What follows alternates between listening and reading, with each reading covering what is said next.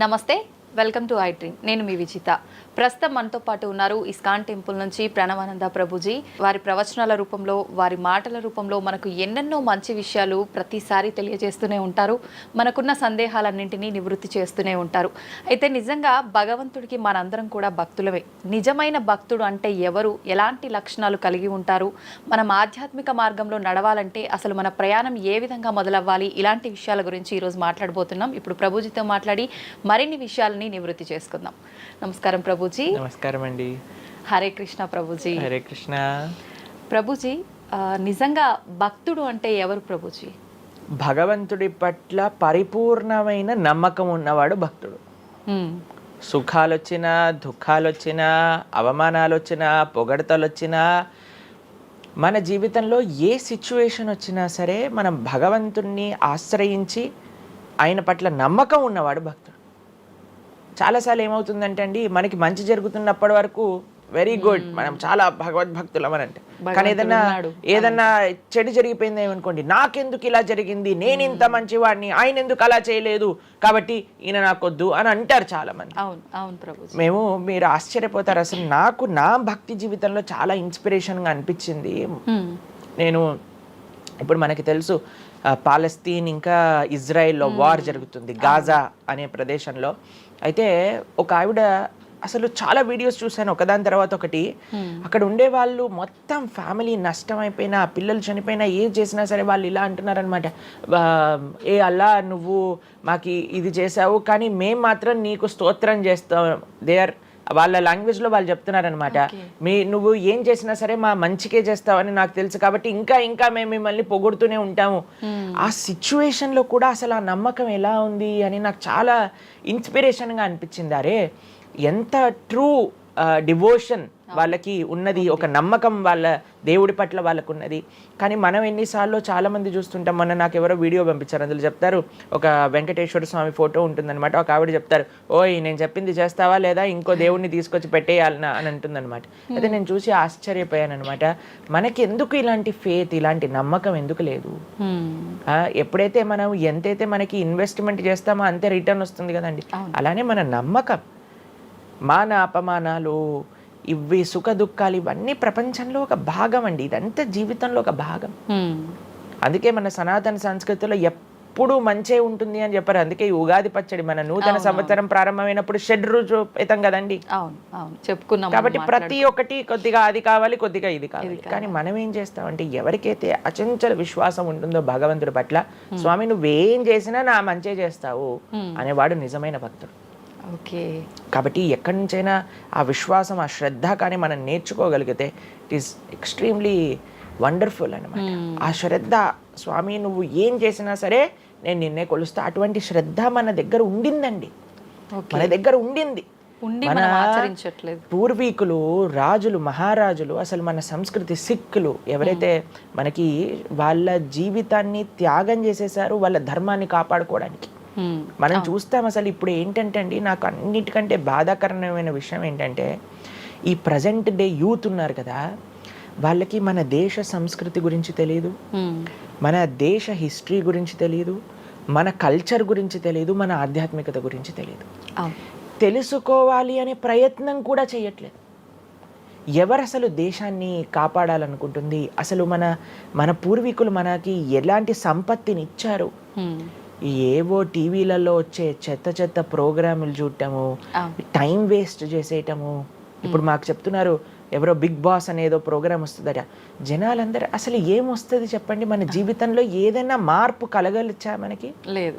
ఎవడో ఒకటి చోట వాడు డబ్బులు సంపాదించుకుంటూ వాడు చేసే చెత్త పనులన్నీ మనం చూస్తూ ఉంటే, మనం వింటూ ఉంటే, దాని తర్వాత చూస్తే పర్వాలేదు, ఆ వ్యక్తుల పట్ల అపరిమితమైన ప్రేమను పెంచుకొని, ఒకళ్ళు నాకు ఈ మధ్య ఎక్స్ప్లెయిన్ చేస్తున్నారనమాట, ఒక్కొక్కళ్ళకి ఆర్మీ అని తయారైపోయి వేరే వాళ్ళని దూషించటం, వేరే వాళ్ళని తిట్టడం.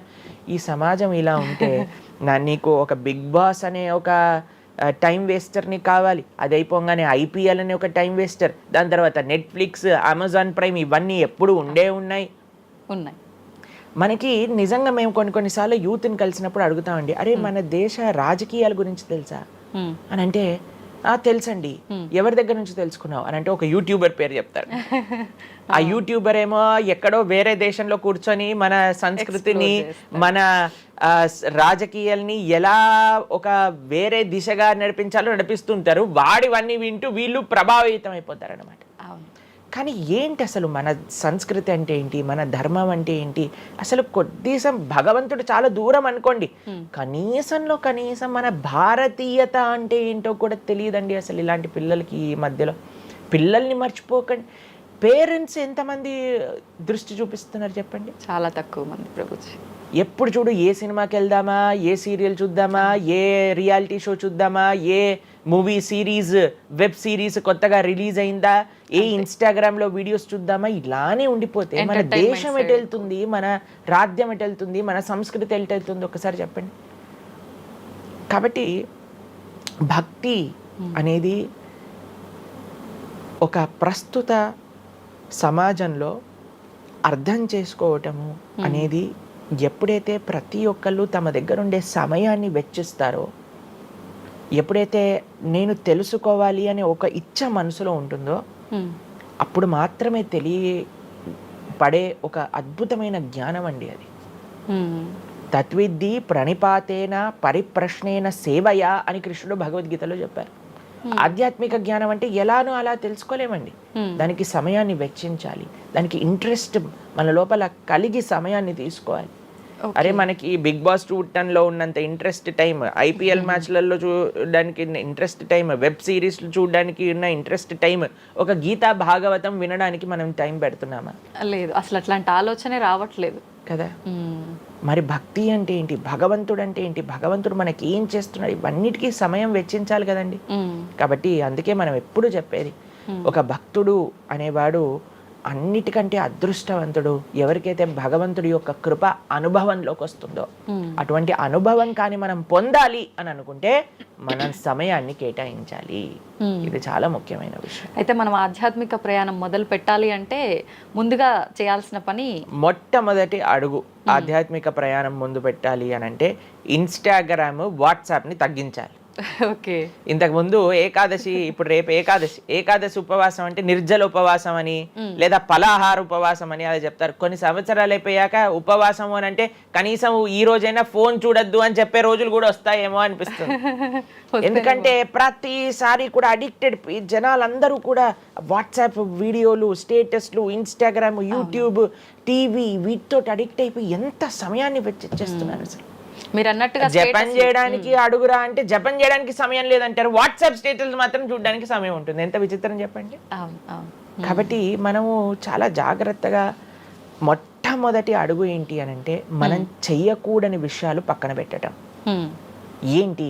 అక్కర్లేని విషయాలు వినటం, అక్కర్లేని విషయాలు మాట్లాడటం, అక్కర్లేని విషయాల గురించి ఆలోచనలు చేయటం. వీటన్నిటిని పక్కన పెట్టి 4 నియమాలు చెప్పారండి మన శాస్త్రంలో భక్తిలో ముందుకెళ్ళడానికి, ధర్మ మార్గంలో ముందుకెళ్ళడానికి. మద్యం పానం శ్రియాసూన యథా అధర్మశ్చ చతుర్విధం అని భాగవతం చెప్తుంది. 4 రకములైన తప్పుడు అలవాట్లను మనం నిషేధన చెయ్యాలట.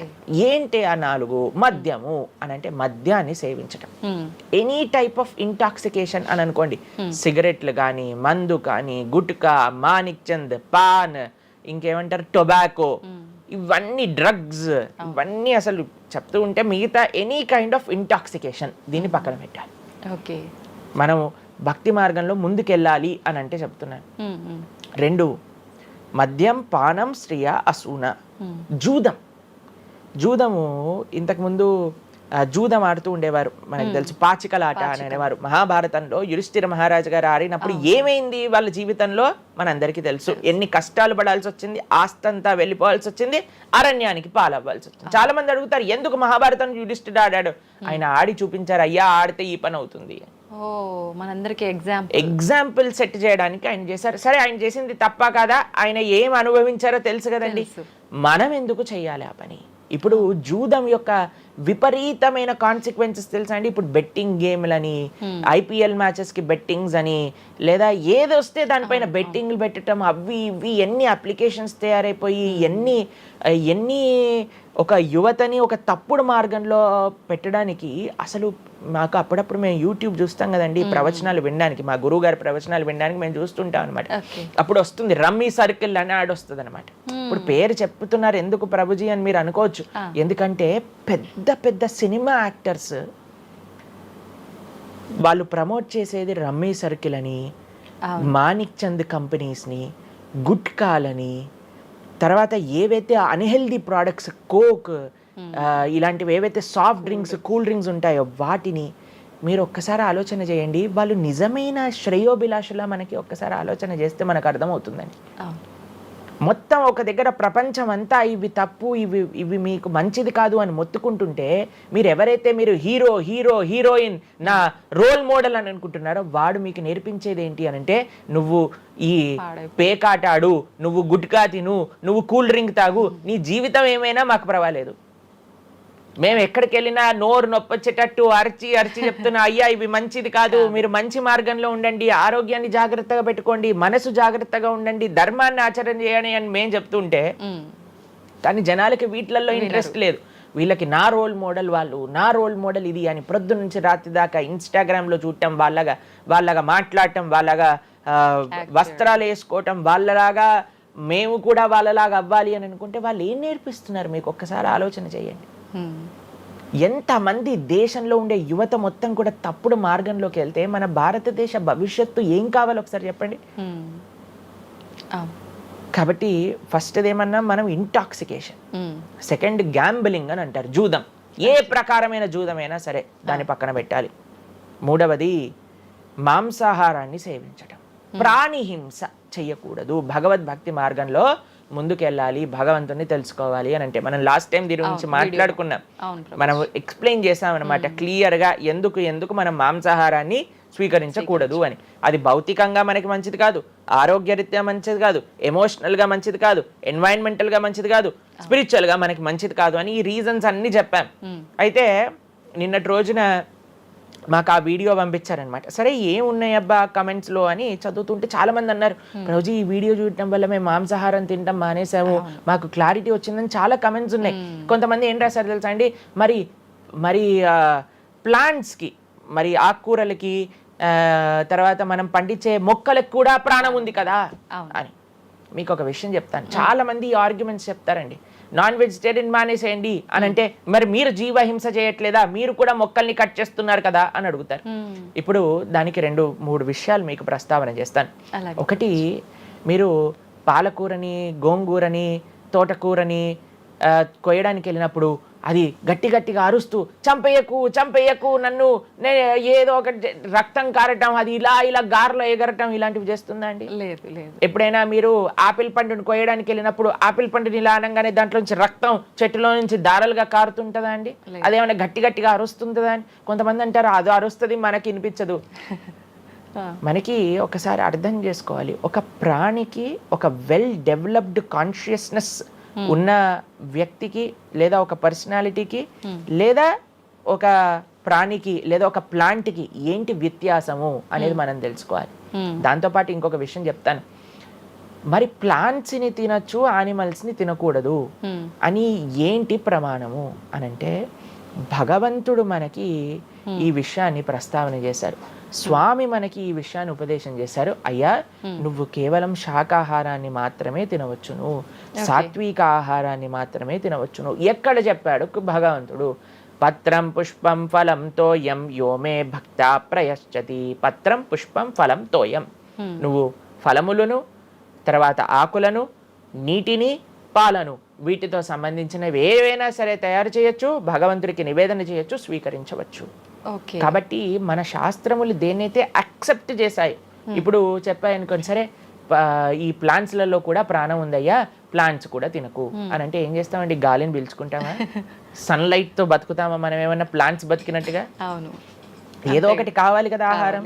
కాబట్టి అన్నిటికంటే లీస్ట్ హింస, అహింస అంటే అన్నిటికంటే లీస్ట్ హింస ఎక్కడ ఉంటుందో అది కాబట్టి మనకి శాస్త్రం ఆమోదన చేసింది. నువ్వు ఈ ఏవైతే హర్బివోరస్ అని అంటారు చూడండి, ఏవైతే పశుపక్షాదులు కాకుండా ఏవైతే మొక్కలు ఉంటాయో, ఏవైతే ధాన్యం ఉంటుందో, ఏదైతే ఫలములు ఉంటుందో దాన్ని స్వీకరించు అని.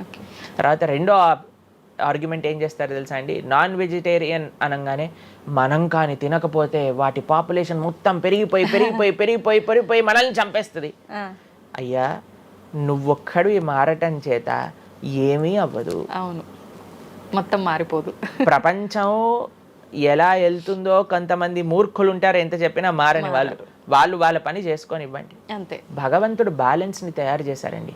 ఆ భగవంతుడు ఆ బ్యాలెన్స్ ని క్రియేట్ చేస్తారు. నువ్వు ఆ ధర్మాన్ని ఆచరించకుండా ఉండు.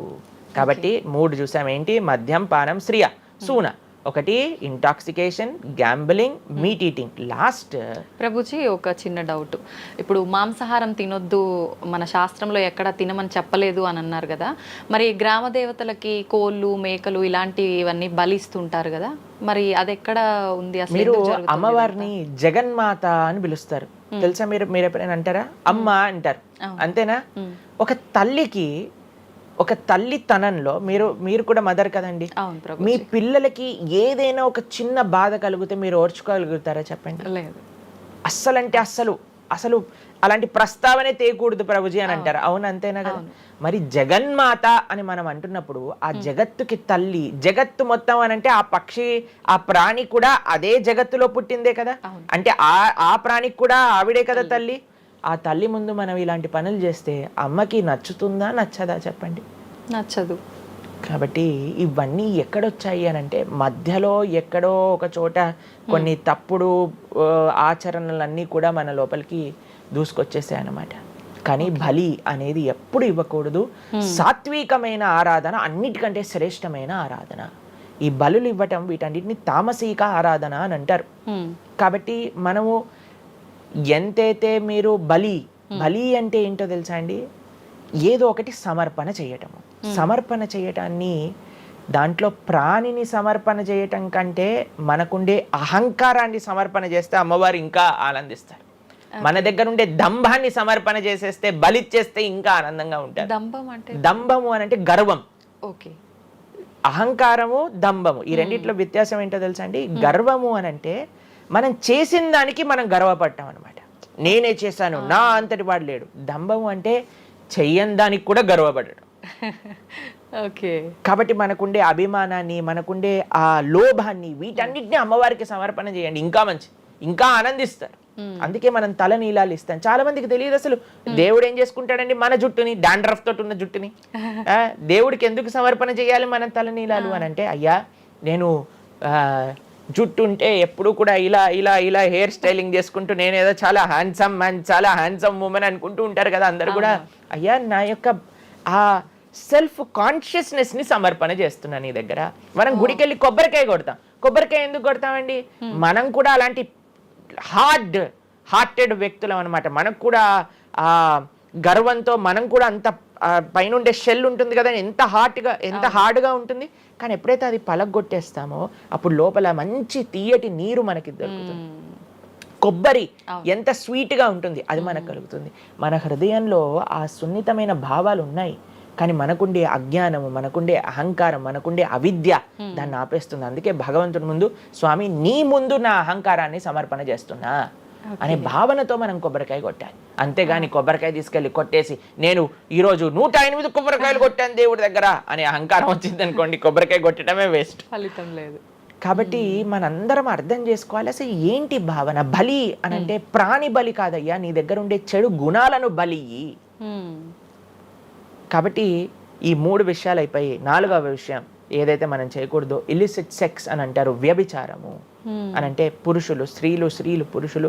నిన్నే ఒకళ్ళు చెప్తున్నారు, ఒక టీవీలో ఒక న్యూస్ వచ్చిందట, one of the most famous యాక్టరో లేదా ఇంకెవరో వాళ్ళ హస్బెండ్ని వేరే స్త్రీలతో పాటు పట్టుకున్నారు అని మాకు ఒక న్యూస్ నిన్న ఒకళ్ళు చెప్తున్నారు అనమాట. అంటే వాళ్ళు ఏం చెప్పారంటే నాకు, ప్రభుజీ సమాజంలో ఇలాంటివి ఎన్నో కేసులు వస్తున్నాయి ప్రభుజీ, ఈ మధ్యలో న్యూస్లో ఇలాంటివి అయితే తరచుగా మనం చూస్తూ ఉన్నాము. కాబట్టి ఈ సమాజం ఎటువైపు వెళ్తుందో తెలియట్లేదు ప్రభుజీ అని అంటే మేము వాళ్ళకి చెప్పాం, సమాజాన్ని ఎందుకు ఇటువైపు నడుస్తుంది అని అంటే మనం చూపించే విషయాలు అలా ఉన్నాయి, చూపించే సినిమాలు అలా ఉన్నాయి, చూపించే సీరియల్ అలా ఉన్నాయి, చూపించే ఆదర్శమైన వ్యక్తులు అలా ఉన్నారు. మనం ఎవరైతే హీరోలు అనుకుంటున్నామో వాళ్ళు ప్రొద్దున లేస్తే విడాకులు తీసుకొని ఇంకొకరిని పెళ్లి చేసుకొని, విడాకులు తీసుకొని ఇంకొకరిని పెళ్లి చేసుకొని, ఇలాంటివి చూస్తుంటే మనం కూడా అది నార్మలైజ్ అయిపోయింది మన భారతీయ సంస్కృతిలో. కానీ ఎక్కడైతే ధర్మం ఉంటుందో, రాముడు ఆదర్శంగా ఉన్న వ్యక్తి ఎప్పుడూ అలాంటి తప్పు చేయలేదండి. ఎందుకంటే రాముడు ఏకపత్ని వ్రతుడు. ఎంత కమిట్మెంట్ ఉండాలి భార్య పట్ల, భర్తకు కూడా అలానే అండి. ఇప్పుడు ఒకళ్ళు తప్పు అంటే, ఇప్పుడు చాలా మంది అనుకుంటారు ఇది ఎత్తి పురుషులకే వర్తించింది అని. పురుషులకు ఎంతైతే వర్తిస్తుందో అంతే స్త్రీలకు కూడా వర్తిస్తుంది, స్త్రీలకు ఎంతైతే వర్తిస్తుందో అంతే పురుషులకు కూడా వర్తిస్తుంది. కాబట్టి ఈ 4 చాలా జాగ్రత్తగా ఉండాలి. పర స్త్రీ సంఘము, పర పురుష సంఘం, వీటి నుంచి చాలా జాగ్రత్తగా ఉండాలి. ఈ 4 కానీ మనం ఆచరించగలిగితే మన జీవితంలో, చెయ్యకూడనివి 4, చెయ్యాల్సినవి 4. ఇప్పుడు మనం చెయ్యకూడనివి 4 గురించి విన్నాం కదా, చెయ్యాల్సిన 4 ఏంటో ఒక నిమిషంలో చెప్పేస్తా. మంచి భక్తుల యొక్క సాంగత్యం, మంచి పుస్తకాలు చదవటం, భగవన్నామాన్ని జపం చేయటం, మంచి ఆహారాన్ని స్వీకరించటం.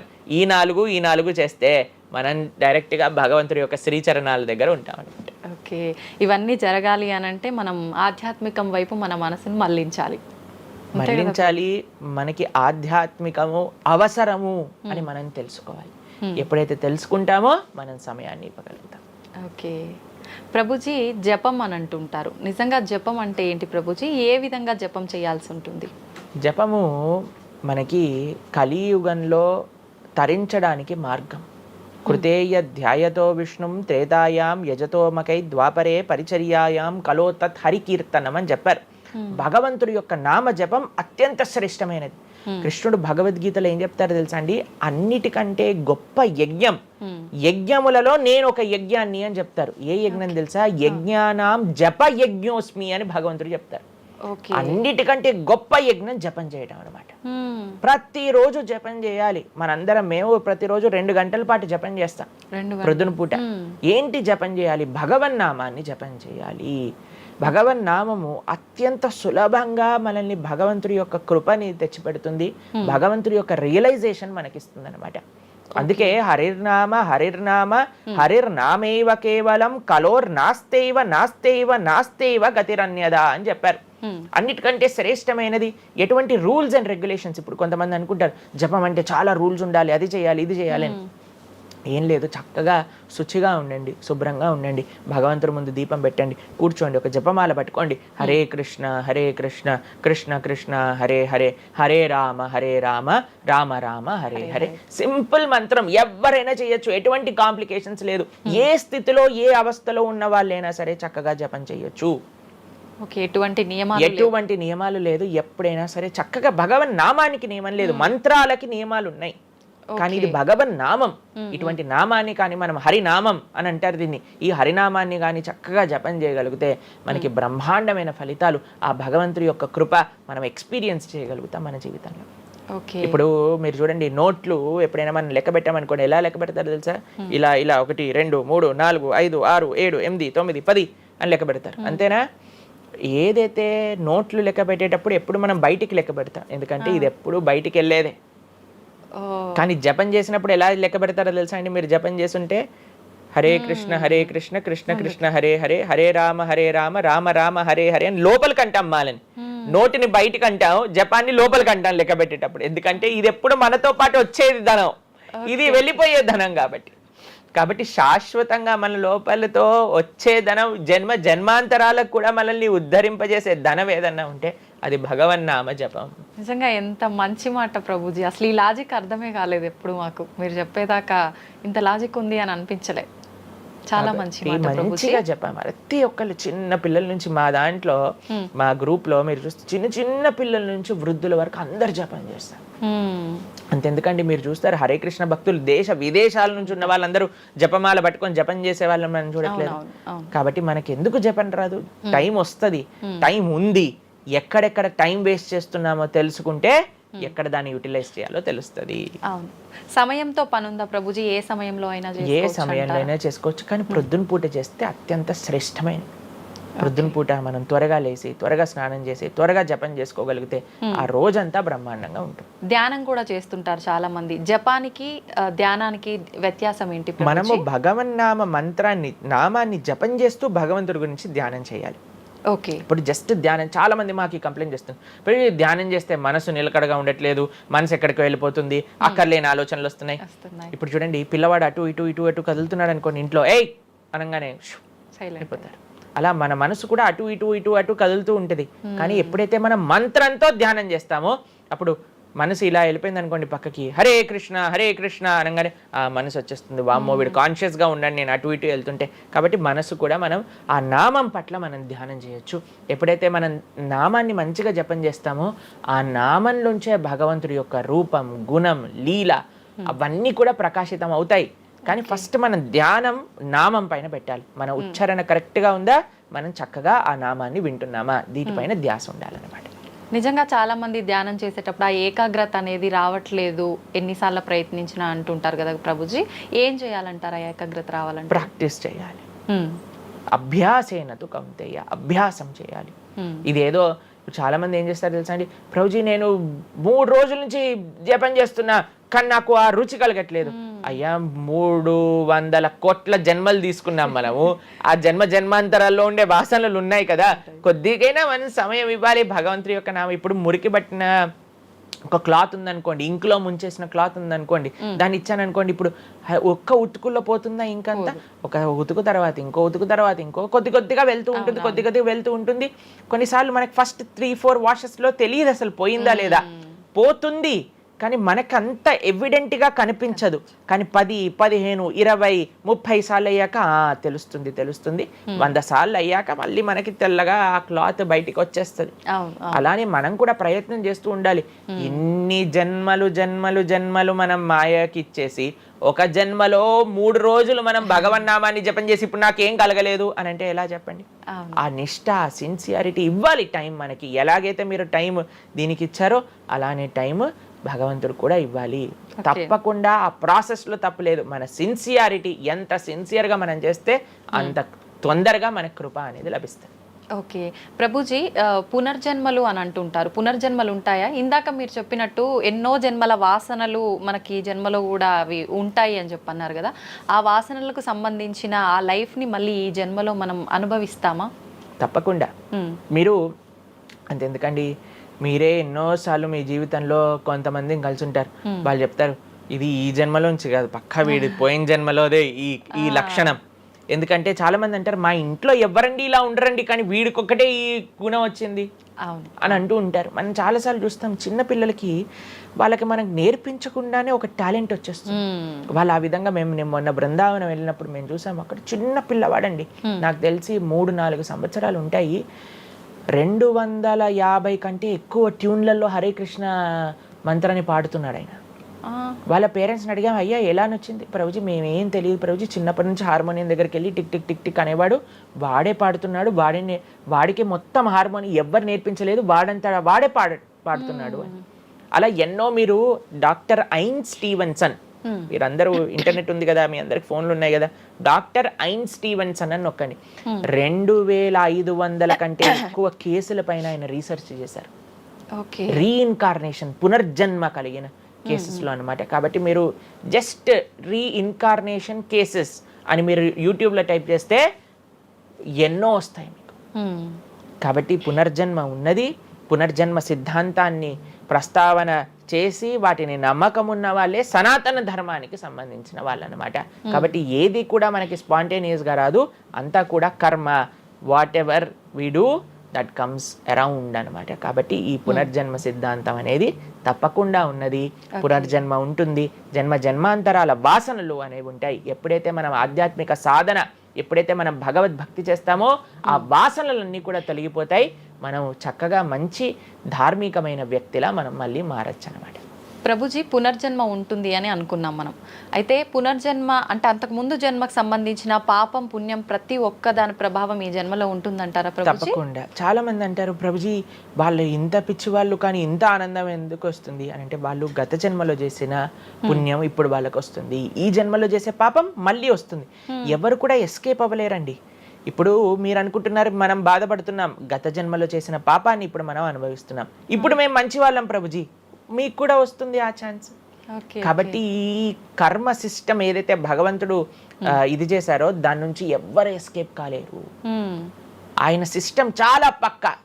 ఇక్కడ ఉండే మనం అప్పుడప్పుడు ట్రాఫిక్ సిగ్నల్ ని దాటేసి ట్రాఫిక్ పోలీస్ నుంచి ఎస్కేప్ అవ్వచ్చు, కానీ భగవంతుడి యొక్క రేడార్ నుంచి ఎస్కేప్ అవ్వలేదన్నమాట. ఎందుకంటే ఆయన హృదయంలో ఉండే కదా అన్ని నోట్ డౌన్ చేసుకునేది. కాబట్టి తప్పకుండా గత జన్మ పుణ్యము గత జన్మ పాప ఫలితాలు ఈ జన్మలో అనుభవించాల్సిందే. చాలా మంది మమ్మల్ని అడుగుతారు, ప్రభుజీ నరకానికి తీసుకెళ్తారు కదా. ఆ నరకానికి తీసుకెళ్తారు, మరి నరకంలోనే అంత అయిపోగొడితే మళ్ళీ ఈ జన్మలో ఇవ్వటం ఎందుకు? ఇన్స్టాల్మెంట్లో వస్తాయి, ఈఎంఐస్ కింద కట్టాల్సి వస్తుంది అనమాట మన ఫలితాన్ని. కొద్దిగా నరకంలో, కొద్దిగా ఈ జన్మలో, మళ్ళీ వచ్చే జన్మ. ఒకటేసారి ఆ యొక్క ఫలితాన్ని కానీ ఇచ్చేస్తే మనం తట్టుకోలేము. కాబట్టి భగవంతుడి యొక్క కృప నిజంగా చెప్పాలంటే ఇన్స్టాల్మెంట్స్ లో వచ్చేది. ఇప్పుడు చూడండి, ఒకసారి 10 కోట్లు కట్టాలి అంటే అది ఈజీయా, లేదా ఇన్స్టాల్మెంట్ లో కట్టాలంటే ఈజీయా? అందుకే కదండి అందరు ఈఎంఐలు కావాలండి. అలానే పుణ్యం, అలానే పాపం కూడా. కొద్దిగా స్వర్గంలో అనుభవించు, కొద్దిగా ఇప్పుడు అనుభవించు, మళ్ళీ నెక్స్ట్ జన్మలో అనుభవించు. అది తప్పదు, ప్రతి ఒక్కళ్ళు అనుభవించాల్సిందే. లేకపోతే చెప్పండి, అసలు ఈ జన్మలో ఎందుకు కొంతమంది కష్టాలు అనుభవిస్తున్నారు? కొంతమందికి పుట్టుక నుంచే కష్టం వస్తుంది, కొంతమంది కొన్ని డిఫెక్ట్స్ తో పుడతారు. ఎందుకు? If God is equal to everybody, then why did God create different people differently అని అంటే భగవంతుడు తయారు చేయలే, భగవంతుడు ఇనిషియేట్ చేశారు ఆ సిస్టమ్ ని. దాంట్లో మనం ఏ విధంగా చేస్తే ఆ కర్మ ద్వారా అలా మనం పుట్టవలసి వస్తుంది. కానీ మనము పాస్ట్ గురించి చింత, అయ్యో ఎన్ని పాపాలు చేశానో నాకు ఇది వస్తుంది, దీని గురించి చింత చేయకండి. అయ్యా నేను ఫ్యూచర్లో ఇది చేసి నేను ఇలా చేయబోతుంది, దాని గురించి పాడి. ఇప్పుడు నీ దగ్గర సమయం ఉంటే నువ్వు ఇప్పుడు ధర్మాచరణ చెయ్యి, ఇప్పుడు భగవంతుడిని ఆశ్రయించు, ఇప్పుడు ధార్మికంగా ఉండు. భగవంతుడు దీన్ని రెండింటినీ తీసేస్తారా, ఆయన యొక్క లోకానికి మనం వెళ్ళవచ్చు. కాబట్టి భగవంతుడు అదే చెప్పారు, సర్వధర్మాన్ పరిత్యజ్య మామేకం శరణం వ్రజ అహం త్వాం సర్వ పాపేభ్యో మోక్షయిష్యామి మా శుచ. ఇది భగవంతుడు ఇచ్చిన ఒక ఆశ్వాసన భగవద్గీతలో. అన్నిటినీ వదిలిపెట్టేసాయి, అన్ని రకాల చెడు వస్తువుల్ని, అన్ని రకాల మంచి, నువ్వు నాకు శరణు వేరు, నేను నీ పాప పుణ్యాలు మొత్తం తీసేస్తాను. యద్గత్వా న నివర్ధంతే తద్ధామ పరమం మమ. భగవంతుడి దగ్గర నుంచి చేరుకున్నాం అనుకోండి, మళ్ళీ ఈ ప్రపంచంలో ఈ యొక్క కష్టాలు ఉండే ఈ నేలపైన మళ్ళీ రావాల్సిన అవసరం లేదు. స్వామితో బ్రహ్మాండంగా స్వామి యొక్క సేవలో సుఖంగా ఉండొచ్చు మనం. అయితే ప్రభుజీ చాలా మంది చెప్తుంటారు, అన్ని అనుభవించింది తప్పదు అన్నప్పుడు ఎందుకు భగవంతుని ఆరాధన చెయ్యాలి అని. వాళ్ళందరికీ ఇది మంచి సమాధానం ప్రభుజీ. నిజంగా చాలా మంది ఇదే అంటుంటారు, అంతే కదా, ఎంత భగవంతుని ఆరాధించినా ఈ కష్టాలు తప్పట్లేదు, అసలు లైఫ్ ఏం చేంజ్ అవ్వట్లేదు, మనశ్శాంతి లేదు, ఎందుకు అసలు ఆరాధించాలని చెప్పి అసలు భగవంతుని పూజించడం కూడా మానేస్తుంటారు. మళ్ళీ ఇప్పుడు ఆపేస్తే మళ్ళీ నెక్స్ట్ ఏంటి అని ఆలోచన చేయాలి. కాబట్టి ఇప్పుడుండే వాటితో మనం ఇది చేసామనుకోండి, ఇంత ధర్మాచరణ కూడా ఆపేశారనుకోండి, ఇంకా ఆ పుణ్య పాప ఖాతాలు అలానే పెరిగిపోతూ ఉంటాయి. కానీ చివరికి వచ్చేది ఈ ప్రపంచంలోకే కదా. కాబట్టి మనకి చెడు చేయటం పనికిరాదు, కేవలం మంచి చేయటం కూడా పనికిరాదు. భగవద్భక్తి అన్నిటికంటే టాప్ మోస్ట్. కాబట్టి మనం ధార్మికంగా ఎంత భగవద్భక్తితో ఉంటే అది మనకి అంత మంచిది. ప్రభుజీ కర్మ సిద్ధాంతం అన్నారు కదా, అసలు కర్మ సిద్ధాంతం అంటే ఏంటి ప్రభుజీ? ఏం చెప్తోంది అసలు? మనం చెయ్యంది మనకి రాదు, మనం చేసింది తప్పకుండా మనకు వస్తుంది. ఇదే కర్మ సిద్ధాంతం. Every action has equal and opposite reaction. ఇలా అయితే ఈ లా ఉందో అదే కర్మ సిద్ధాంతం. అంటే నువ్వు చేసింది ఏదైనా సరే ఆ యొక్క ఫలితం నుంచి తప్పించుకోలేవు. తర్వాత ఏదైతే నువ్వు చేసావో దాని నుంచి తప్పించుకోలేవు. మంచైనా చెడైనా, మొన్న అయింది నీకు ఈ రోజు వస్తుంది, ఈ రోజు చేసిన దానికి రేపు వస్తుంది. ఇదే కర్మ సిద్ధాంతం అంటే. కాబట్టి ఎప్పుడు ఇది మన మనసులో ఉండాలి. అరే ఈ రోజు నాకు ఏదైనా బాధ ఉంటే నేను ఏదో చేశానేమో, కాబట్టి ఏదో చేశాము అయిపోయింది, ఈ రోజు ఈ కష్టం వచ్చింది, కృష్ణ నువ్వు నాకు శక్తినివ్వు ఈ కష్టాన్ని ఎదుర్కోవడానికి. ఇప్పటి నుంచి నేను ఇలానే మంచిగా ఉంటాను, ఎప్పుడూ అధర్మం వైపు వెళ్లకుండా ఉంటాను, స్వామి నువ్వే రక్ష అని ఆ ధర్మ చింతన ముందుకు తీసుకెళ్ళటం. ఇప్పుడు కానీ మనం ఆ ధర్మ సంకల్పం చేసుకుంటండి, రేపటి రోజున మరి చాలా మంది రేపు ఎవరు చూసారో లేదో, అయ్యా రేపు ఎవరు చూసారో లేదో అని కానీ మీ పిల్లవాడు చెప్పి నేను ఇప్పుడు కష్టపడను, రేపు నాకు ర్యాంక్ వచ్చాక నాకు ప్లేస్మెంట్ వస్తుందో లేదో నాకేం గ్యారంటీ ఉంది కాబట్టి నేను చదవను అన్నాడు అనుకోండి, ఏం చెప్తారు మీరు? నాన్న నువ్వు ప్లేస్మెంట్ గురించి బాధపడకు, ఫస్ట్ నీ కర్తవ్యం చదవటం నువ్వు చదువు, దాని తర్వాత నీకు వస్తే వస్తుంది, నీ జీవితం సెటిల్ అవుతుంది, అంతే కదండి. మనం కూడా లేదు రేపు ప్రొద్దున ఎవరు చూశారు స్వర్గాన్ని నరకాన్ని కాబట్టి నేను ఇప్పుడు ధర్మాచరణ చెయ్యను అని అంటే మీ పిల్లవాళ్ళు కూడా ఎక్కడైతే చదవను అని అంటారో అలానే మనం కూడా తయారవుతాం. చాలా మంది అండి పెద్దవాళ్ళు పిల్లలకి మాత్రం మంచి నీతులు చెప్తారు, కానీ వాళ్ళ దగ్గరకు వచ్చేసరికి వాళ్ళు ఆచరించడానికి రెడీగా ఉండరు అనమాట. కాబట్టి మీరు ఒక్క విషయాన్ని ఆలోచించండి, మీరు ఏం చెప్తున్నారో అది మీరు ఫాలో అవుతున్నారా? పెద్దలు ఫాలో అవుతేనే అది పిల్లలు ఆచరిస్తారు, లేకపోతే ఆచరించరు. పిల్లలకి స్కూల్ ఎలానో మనకి భగవంతుడి యొక్క సృష్టి చేసిన ఈ ధర్మం అలాంటి. కాబట్టి ఈ రెండిట్లో మనం చాలా జాగ్రత్తగా ఉండాలి. ప్రభుజీ, చాలా మంది ఏ పని చేయాలన్నా కూడా ముందు వెనుక ఆలోచించి ప్రతిదీ జ్యోతిష్యాన్ని పట్టి దాని ప్రకారంగానే పనులు చేస్తూ ఉంటారు. నిజంగా జ్యోతిష్యాన్ని నమ్మొచ్చు అంటారా? జ్యోతిష్యం 100% కరెక్టే, కానీ జ్యోతిష్యాన్ని నువ్వెంత సీరియస్గా తీసుకోవాలి అది ఆలోచించాల్సిన విషయం. జ్యోతిష్య శాస్త్రం అది, శాస్త్రం ఎప్పుడూ కూడా కరెక్టే, కానీ మనకి ఎంత అవసరం అది. ప్రతిరోజు ప్రొద్దున లేవంగానే రాశి ఫలాలు ఏమైపోయాయి అని కొంతమంది చదువుతూ ఉంటారు. ప్రతి చిన్న విషయానికి ఈ రోజు ఏమైంది, ఈ రోజు ఎలా ఉంది, ఆ రోజు ఎలా ఉంది, సండే పేపర్లో వచ్చింది, ఇంకా ఈ వారం ఎలా ఉండబోతుంది, ఇవన్నీ నీకు అవసరం లేదయ్యా. నువ్వు ధర్మాచరణ చెయ్యి, భగవంతుడి పట్ల నమ్మకం పెట్టుకో, ఆయన చూసుకుంటాడు. భక్తులు ఎవరు కూడా అలాంటి విషయాలని సీరియస్గా తీసుకోరండి. ఎందుకంటే బృందావనంలో ఒక భక్తులు ఉన్నారనమాట, ఆయన అంటారు మొత్తం అన్ని గ్రహాలు నీకు అనుకూలంగా ఉండి నువ్వు కృష్ణ భక్తుడివి కానీ అవ్వకపోతే అన్ని గ్రహాలు అనుకూలంగా ఉండి నీకేం లాభం. తర్వాత అంటాడు అన్ని గ్రహాలు ప్రతికూలంగా ఉండి కానీ నువ్వు కృష్ణ భక్తుడు అయితే ఏవి నిన్ను ఏం చేయలేవు. ఎందుకంటే భగవంతుడు అలాంటి రక్షణ ఇస్తాడనమాట. మనకి భగవంతుడి దగ్గర ఆ శక్తి ఉన్నది. కాబట్టి మనము దేన్ని ఎంత సీరియస్గా తీసుకోవాలి? మనకి కావాల్సినది ఆధ్యాత్మికత, భక్తి. భగవంతుడి గురించి విన్నామా, భాగవత రామాయణాదులు శ్రవణం చేశామా, స్వామికి ఆరాధన చేసుకున్నామా, ఆలయానికి వెళ్ళామా, గోసేవ చేశామా, ధార్మికంగా ఉన్నామా, ఎవరికి ఏం చెడు చేయలేదా, మంచి అందరి గురించి కూడా మంచి ఆలోచిస్తున్నామా, ఒకళ్ళతో మంచిగా మాట్లాడుతున్నామా, ఎవరికి చెడు చేయట్లేదా, ఇంతవరకు నీ ఆలోచన ఉంటే సరిపోతుందండి. ఈ ధర్మ చింతన మనకు కావాలి, అంతేకాని ఏమవుతుంది, నా రాసి ఏంటి, ఇదేంటి. ఇప్పుడు అంత పిచ్చి జనాలకి ఎలా పెరిగిపోయిందంటే ఒకళ్ళు అంటారు ఈ ఉంగరం పెట్టుకోమంటారు, ఒకళ్ళు అంటారు ఇలా నీ పేరు రాయి అంటారు, ఒకళ్ళు అంటారు నీ పేరులో ఏ ఏ ఏ ఏ ఎక్స్ట్రా రాయమంటారు. ఇవన్నీ ఏంటి మారిపోయాయి? ఇవన్నీ మార్చుకొని నీ ఆచరణ కానీ మారకపోతే, నీ థింకింగ్ కానీ మారకపోతే, నీ ధర్మం పట్ల ఉండే అనిరుక్తి కానీ పెరగకపోతే ఇవన్నీ చేసి ఏం లాభం? కాబట్టి మనం ఎసెన్స్ ఆఫ్ ధర్మ భగవంతుడి ఆరాధన. సవై పుంసాం పరో ధర్మో యతో భక్తిర్ అదోక్షజే. అటువంటి స్వామిని ఆశ్రయించటంలో మన టైం పెట్టాలి, కానీ ఇలాంటి చిన్న చిన్నవి చూసుకోవటం, వీటి కోసం మనం సమయాన్ని వేస్ట్ చేసుకోవటం మంచిది కాదు. జ్యోతిష్యం కరెక్టా? 100% కరెక్ట్. నీకెంత కావాలి అది నువ్వు ఆలోచన చేసుకో. పెళ్లి చేసుకోవాలి, గృహ ప్రవేశం చేసుకోవాలి, ఏదైనా పెద్ద పెద్ద ఉంటే అప్పుడు మీరు చూడాలి ముహూర్తం, వివాహం చేసుకోవటం కానీ లేదా ఏమంటాం మన గృహ ప్రవేశాది పెద్ద పెద్ద కార్యములకి చూసుకోవాలి. ప్రతిరోజు, ప్రతి క్షణం, ప్రతి వారం, ప్రతి నెల. చాలా మందికి పొద్దున్నే చూడండి అసలు రోజు గడవదు. ఇలాంటి పిచ్చి పనులు ఆపాలి. ఫస్ట్ ప్రొద్దున పూట లేచి భగవంతుడి దగ్గరికి వెళ్ళి భగవంతుడికి నమస్కారం చేసి జపం చేసుకొని ధ్యానం చేసుకొని ఆలయానికి వెళ్ళి దర్శనం చేసుకొని భగవత్ చింతనలో ఉండండి. రోజులో ఏ కష్టం వస్తుందో దాన్ని ఎలా ఎదుర్కోగలో ఆ శక్తిని వస్తుంది. అంతేగాని ఏమున్నాయి రాశి ఫలాలు చదవటం వల్ల ఏం అవ్వదండి. కాబట్టి సొల్యూషన్ పైన కాన్సన్ట్రేట్ చేయండి, ప్రాబ్లం కోసం విశ్లేషణ చేయకూడదు. ఓకే ప్రభుజీ, చాలామంది ఇంట్లో నెగిటివ్ ఎనర్జీస్ ఉన్నాయి, దయ్యాలు తిరుగుతున్నాయి, లేదంటే ఎవరైనా ఒక పర్సన్కి దయ్యం పట్టింది అని చెప్పి చాలామంది ఎవరు ఇట్లా పంతుళ్ళు అట్లాంటి వాళ్ళ దగ్గరికి, మాంత్రికుల దగ్గరికి తీసుకెళ్ళడము, వాళ్ళు వదిలిస్తారని చెప్పటము, ఆ దయ్యం వీళ్ళని చాలా పీడిస్తుంది అని చెప్పడం, ఇలాంటివి చాలా వింటుంటాము సహజంగా. ఇదంతా నిజమే అంటారా ప్రభుజీ? అసలు దయ్యాలు అనేవి ఉన్నాయంటారా? ఆత్మలు, దయ్యాలు ఇవన్నీ ఉన్నాయండి, అది లేవు అని చెప్పలేము, ఉన్నాయి తప్పకుండా. ఎలా అయితే మీరు నెగిటివ్ ఎనర్జీ అంటారు కదా, నెగిటివ్ ఎనర్జీ ఎక్కడికి వస్తుందో తెలుసా అండి? నెగిటివ్ పీపుల్ దగ్గరికి వస్తుంది. ఎవరైతే ఎమోషనల్గా, ఎవరైతే స్పిరిచువల్గా, ఎవరైతే ఫిజికల్గా వర్నలబుల్గా ఉంటారో వాళ్ళ దగ్గరికి వస్తుంది.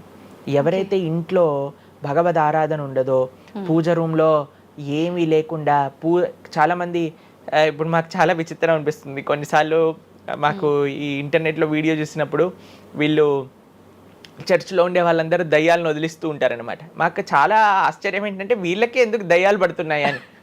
కాబట్టి ఎందుకు దయ్యాలు ఎవరింటి పర్సనాలిటీస్లోకి వెళ్తాయో తెలుసా అండి? ఎవరైతే క్లీన్లీనెస్ మెయింటైన్ చేయరో, ఓకే, ఎవరైతే సమయానికి స్నానం చేయటం కానీ, సమయానికి శుచిగా శుభ్రంగా ఇల్లు శుభ్రంగా ఉంచుకోవటం కానీ, దేవాలయంలో భగవంతుడి యొక్క మూర్తులకి చక్కగా ఆరాధన చేసి ధూపం, దీపం, నైవేద్యం, తోరణం, ఉత్సవాలు, పండగలు, యజ్ఞాది యాగాదులు ఇవన్నీ ఉన్న చోట ఎప్పటికీ నెగిటివ్ ఎనర్జీ అనేది ప్రవేశించలేదు. ఓకే. కానీ ఎక్కడైతే జనాలు డిమ్గా, డల్గా, ఎటువంటి వైబ్రెన్స్ లేకుండా ఎప్పుడు ఎమోషనల్ వర్నలబుల్గా బాధల్లో ఉంటూ, ఏ ఆధ్యాత్మికంగా లేకుండా, ఇల్లంతా గందరగోళంగా చెత్త చెదారంతో, ఎప్పుడైనా సరే ఫ్రెష్ ఫుడ్ కాకుండా స్టేల్ ఫుడ్, బయట సోర్స్ తెలియని ఫుడ్ వాటిని తినటం వల్ల అలాంటి మెంటాలిటీస్, అలాంటి నెగిటివ్ ఎనర్జీ ఈజీగా ఇటువంటి నెగిటివ్ ఎన్వైరన్మెంట్లోకి వచ్చేస్తుంది అనమాట. ఓకే. కానీ ఎప్పుడైతే మనం వైబ్రెంట్గా భగవన్నామ చక్కగా బొట్టు పెట్టుకొని, చక్కగా మంచిగా సాంప్రదాయంగా రెడీ అయ్యి, చీర సాంప్రదాయం, మన సాంప్రదాయం మన చీర అండి. భారతీయత మగవాళ్ళైతే ధోతి కుర్తా, ఇంతకుముందు ఉండేది శిఖ. ఎంత చక్కగా బొట్టు పెట్టుకొని చక్కగా అలంకరణ చేసుకొని ఇంట్లోకి వెళ్ళంగానే అసలు ఆ ధూపం యొక్క సువాసన వచ్చి చక్కగా పసుపచ్చతో మన గడప నుంచి స్టార్ట్ చేస్తే పైన తోరణం, కింద ముగ్గులు. అసలు ఒక సనాతన సాంప్రదాయం, ఒక హిందువు యొక్క ఇంటికి వెళ్తే ఏ దయ్యం అలాంటి ఇంట్లోకి వెళ్ళగలుగుతుంది చెప్పండి? మన సినిమాలలో మీరు చూసి ఉంటారు, దయ్యాలు ఎక్కడుంటాయి? పాతబడ్డ బంగ్లాలలో, ఎక్కడో క్లోజ్ చేసిన గెస్ట్ హౌస్లలో ఉంటాయి, అంతేనా? నిజం ప్రభుజీ. ఏదైనా దేవాలయంలో దయ్యం ఉండటం మీరు చూసారా ఎక్కడైనా? ఎందుకు ఉండదు? ఎందుకంటే అక్కడ భగవద్ ఆరాధన జరుగుతుంది కాబట్టి. ఏ ఇంట్లో అయితే నిరంతర భగవద్ ఆరాధన ఉంటుందో, ఏ ఇల్లు అయితే వైబ్రెన్స్ గా ఇంటి బయట ముగ్గు నుంచి ప్రారంభమై ఇంటి లోపల దేవాలయంలో దీపము నిరంతరము కూడా ఉంటుందో, భగవద్ ఆరాధన జరుగుతుందో, భగవన్నామ జపం జరుగుతుందో, శాస్త్రాన్ని పారాయణ చేస్తున్న విష్ణు సహస్రనామం, హరే కృష్ణ మహామంత్ర కీర్తన, యజ్ఞము, యాగము, ఉత్సవాలు చేస్తూ, అటువంటి ఇంట్లో అటువంటి వ్యక్తులకి ఎప్పుడూ రాలేదండి. ఎవరైతే తన నుదిటిన తిలకాన్ని అలంకరణ చేసుకొని చక్కగా సాంప్రదాయంగా ఉంటారో, శుచి శుభ్రత పాటిస్తారో, చక్కగా ఆలయానికి వెళ్ళి గోసేవ చెప్పండి, అలాంటి వాళ్ళకి ఎప్పుడైనా ఇలాంటి నెగిటివ్ ఎనర్జీ అటాక్ అవుతుంది అంటే అస్సలు కాదు. ఎవరైతే గ్లూమీగా, డిప్రెస్డ్గా, ఏం లేకుండా ఏ వస్త్రాలు పడితే ఆ వస్త్రాలు వేసుకోవటం, కొంతమంది ఆలయంలోకి వెళ్ళామనుకోండి, ఇంట్లో పూజ రూమ్లోకి వెళ్ళామనుకోండి, పండగ నుంచి పండగ మాత్రమే దీపం పెడతారు, లేదా అస్సలు ఆ పూలు అలానే ఉంటాయి 15-20 రోజుల వరకు. అవును ప్రభు. అలాంటి ఇంట్లలో నెగిటివ్ ఎనర్జీ రాకపోతే ఇంకేమొస్తుంది చెప్పండి? కాబట్టి నెగిటివ్ ఎనర్జీ ఉందా? ఈ దయ్యాలు, ఆత్మలు ఉన్నాయా? ఉన్నాయి. ఎవరి దగ్గరికి వెళ్తాయి? అటువంటి మెంటాలిటీ ఉన్న వాళ్ళ దగ్గరికి మాత్రమే వెళ్తాయి. ఓకే. మనం కానీ ఎప్పుడైతే మనకి రక్షణ, అందుకే మనం తులసి మాల వేసుకుంటాం. తులసి మాల ఇప్పుడు చూడండి, మేము నరసింహ కవచాన్ని ధరించామన్నమాట. ఇవన్నీ నరసింహ ఆరాధన, నరసింహ కవచాన్ని ఎప్పుడైతే మనం చేస్తామో, ఎప్పుడైతే మనం భగవన్నామ స్మరణ చేస్తామో, తులసి మాల ధరించాలి. తులసి మాల చాలా మంది ఇప్పుడు ధరిస్తున్నారు, కానీ నియమాలను పాటించట్లేదు. ఏంటి నియమాలు? తులసి మాల వేయాలి అని అంటే మనము భగవత్ ప్రసాదాన్ని మాత్రమే నైవేదన చేసి తీసుకోవాలి, మాంసాహారాన్ని తినకూడదు, ఎల్లిపాయలు ముట్టుకోకూడదు. ఇవన్నీ కూడా నెగిటివ్ థింగ్స్ అన్నమాట, తామసిక రాజసీకమైన విషయాలు. కాబట్టి ఇవి చక్కగా ఇవన్నీ మానేసామనుకోండి. తులసి మాల ధరించడం అంటే ఏంటి అంటే చూపిస్తున్నాం అనమాట, మా దగ్గర ఎటువంటి తామసిక రాజసీక ప్రవృత్తులు లేవు, మేము సిద్ధ సాత్విక ప్రవృత్తిలో ఉన్నాం. దయ్యం అక్కడ నుంచి వచ్చింది కూడా యూటర్న్ తీసుకొని వెళ్ళిపోతుంది అన్నమాట ఇవి చూడంగానే. కాబట్టి అది చాలా ముఖ్యం. ఎప్పుడైతే మన ఆచరణ బాగుంటుందో, ఎప్పుడైతే మనం ధార్మికంగా ఉంటామో, ఎప్పుడైతే భగవద్భక్తులై ఉంటామో, ఏ నెగిటివ్ ఎనర్జీ మనల్ని ఏం చేయలేదు. ఓకే, మొత్తానికి ఉన్నాయి దయ్యాలు, ఉన్నాయి, జాగ్రత్త. మనం మంచిగా భక్తి పరంగా ఉండండి, ధార్మికంగా ఉండండి, చక్కగా ధర్మాచరణ చేయండి, మీకేం భయం లేదు. కానీ ఎక్కడైతే ఇవన్నీ జరగవో అక్కడ ఉంటాయి. అందుకే ఆధ్యాత్మిక మార్గంలో నడవాలి అందరం కూడా. ఎస్. కృతజ్ఞతలు ప్రభుజీ, నిజంగా చాలా మంచి మంచి విషయాలు తెలుసుకుంటున్నాం మీ ద్వారా. ఇంకా ఇంకా తెలుసుకోవాలని కోరుకుంటున్నాం. ధన్యవాదాలు ప్రభుజీ. హరే కృష్ణ. హరే హరే కృష్ణ. కృష్ణ.